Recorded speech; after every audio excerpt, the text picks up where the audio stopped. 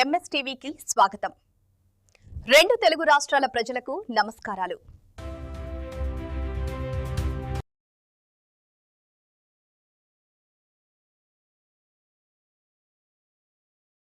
MS media ఈరోజు పూనుగుండ్ల గ్రామంలో వచ్చేసామండి. సర్పంచ్ గారైనటువంటి ఇప్ప సుధాకర్ గారిని ఇంటర్వ్యూ చేయడానికి వచ్చాం. నమస్తే సార్. మీకు బీఆర్ఎస్ తరఫున టికెట్ ఇచ్చినందుకు మీరు ఎలా ఫీల్ అవుతున్నారు?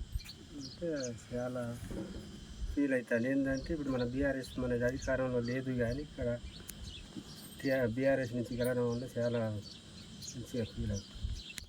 గెలిపించిన ప్రజలందరికీ పేరు పేరున అభినందనలు. గెలిచిన తర్వాత మీరు ఎటువంటి అభివృద్ధి కార్యక్రమాలు చేశారు మరియు భవిష్యత్తులో కూడా ఎలా చేయబోతున్నారు? గెలిచిన తర్వాత మనకి వీధి దీపాలు కూడా లేకుంటుంటే వీధి దీపాలు పెట్టించినాం. అలాగే మన నర్సరీల ఎర్రమట్టి కూడా తోలించి మొక్కలు కూడా సరి చేసిన, అలాగే బోరింగ్ పైపులు కూడా తెచ్చి వేపించిన. గెలిచిన తర్వాత పరిశుద్ధం పనులు కూడా చేయించిన, రోడ్లు కూడా మన సిబ్బందితో ఊడిపించిన. అలాగే ఇప్పుడు మన ఏవో సారిని కలిసి వచ్చి తంబాలు పట్టుకొని వచ్చి మన కరెంట్ స్తంభాలకు మధ్యలో లూజ్ ఉన్నట్టు మళ్ళీ కొత్త స్తంభాలు వేసి వైర్లు గుంజిచ్చిన.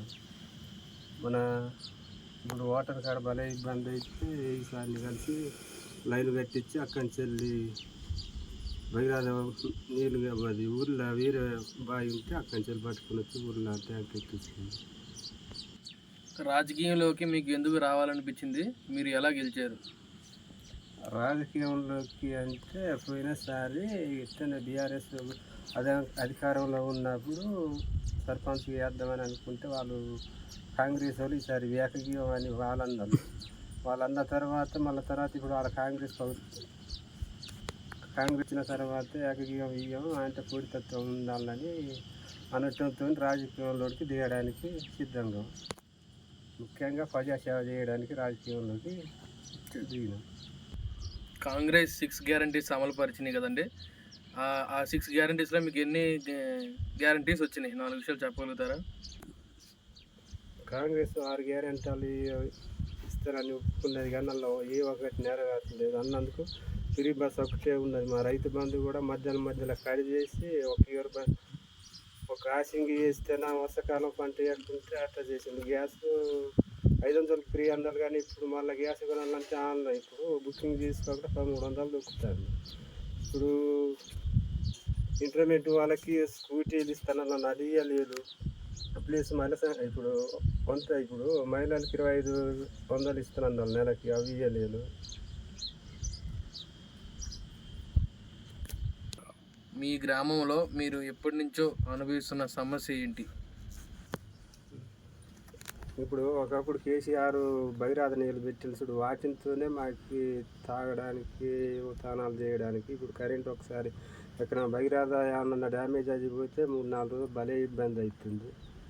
వాళ్ళకి వీళ్ళకి ఫోన్ చేసిన ఎవరు సరిగా పట్టించుకోవడం కూడా లేదు.